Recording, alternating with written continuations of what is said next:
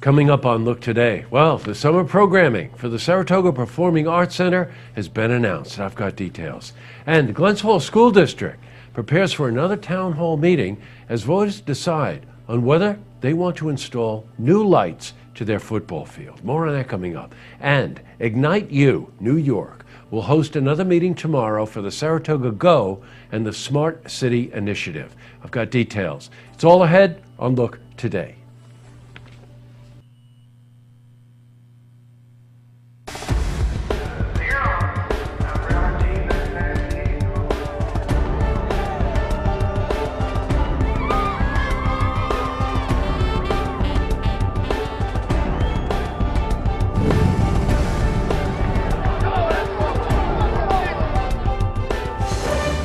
Welcome everyone, I'm J. Hood Jackson and this is Look Today.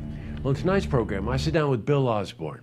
He's the father of late Ben Osborne and founder of a fundraiser in his son's honor, Baskets for Ben. I also sit down with Lori LaFont.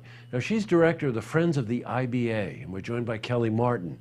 She's educator for the New York Wildlife Rescue Center. They're here to talk about the Winter Raptor Fest.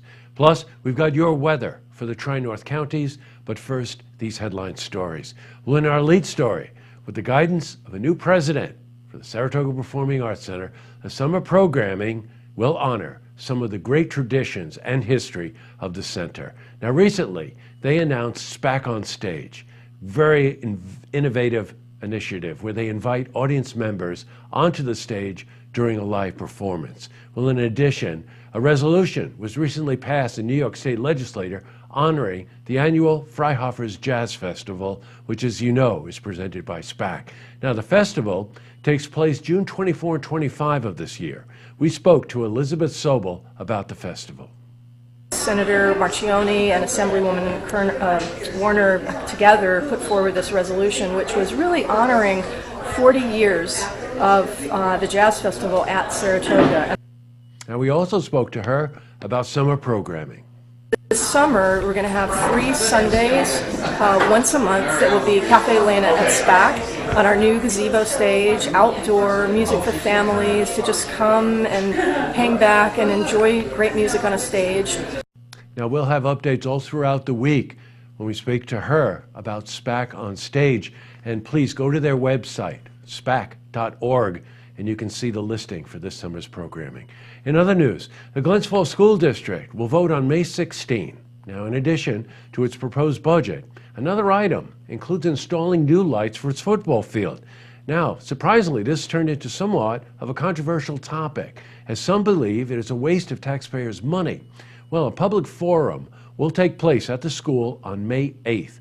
We spoke to Paul Jenkins. He's superintendent of the Glens Falls School District. We will have multiple football games, up to 4 of our own football games a year, if we have the lights up, and we'll have other games as well. Soccer, field hockey, maybe some sectional games there. Mm-hmm. So it will be utilized, but right now we aren't utilizing the facility to its fullest capacity. Now, Paul is coming on the show this week for an in-studio interview. Now, he'll be here to talk about this issue as well as the capital project proposal. Switching from news to weather. After an overcast morning, the sun came out. It was later today, but it did come out. Temperatures heated up into the mid-60s. Let's see how the week is shaping up. For a more detailed look at our weather, let's head to the Glens Falls Weather Center for a look at your first forecast. Thank you, Jesse, and thank all of you for joining us here for our first look at the forecast right now. We're going to continue to watch this pretty potent low that's been stirring up plenty of showers and thunderstorms. Now, the very edge of this system down across the southeast has lost much of its punch, but still some very heavy rain chances are expected to continue to lay in, especially off to our north and the northern side of this warm front. But still for us, we're not out of the woods yet. We're going to see more showers, thunderstorms accompanying the resulting low that will continue to breeze our way, but still a mild night sets back back in. 58 degrees for the overnight low. Could see between 1/4 and 1/2 inch of rain. Some of the rain could be heavy at times, especially right as that cold front pushes through. That means we'll start to see the light rain tapering off early tomorrow, leaving behind mostly cloudy skies and a high of 65. Winds still out of the south for now, but temperatures won't remain mild, or at least all that mild for the longer term. Will become breezy tomorrow. Out the door temperatures between 60 and 63. So pretty mild start for the daytime tomorrow, but here comes temperatures taking a bit of a dip. 44 for the morning low Wednesday. Wednesday's high 55. We'll see 60 and sunshine Thursday,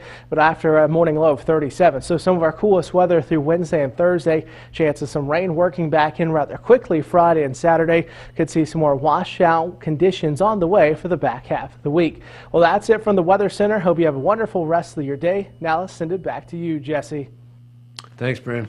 All right, back to the news. Well, we've got updates concerning Smart City Initiative and Saratoga Go. Now, Saratoga Go invites members of the community to learn about technology and how to develop their own applications for electronic devices to benefit the community. Now, it's a competition and challenges people to be innovative. Well, the next presentation and meeting for Saratoga Go is tomorrow at Ignite U, New York headquarters. I think it's in Troy. We spoke to Alyssa Stewart. She's new venture consultant for Ignite U. Last week we had our first workshop on just identifying problems in the community and what really needed to be solved. And as of right now, we're just looking to get more of the community involved. Up next, I sit down with Bill Osborne. He's a father of the late Ben Osborne and founder of a fundraiser in his son's honor. It's called Baskets for Ben. I also sit down with Lori LaFont. She's director of Friends of IBA. We're joined by Kelly Martin. She's educator for the New York Wildlife Rescue Center. They're here to talk about the upcoming Winter Raptor Fest. First, you see news happening. You want to share a story idea.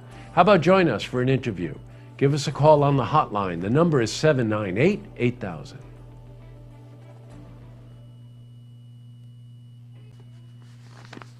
Well, that's all the time we have for this edition of Look Today. Well, it's Monday, and outside of the fact it feels like Monday, it's an opportunity for us to look ahead to the week. We've got another very busy week around here. Samantha Bosshart from the Historic Foundation and Richie Ortiz, the musician, are coming in as part of the celebration for the Historic Homes Tour, which starts this Thursday. Rumor has it Richie's going to bring his guitar. Also, Drew is headed over to SPAC this week to talk to President Elizabeth Sobel about that very unique project called SPAC on Stage. Paul Jenkins, supervisor for the Glens Falls School District, will be in to discuss that budget.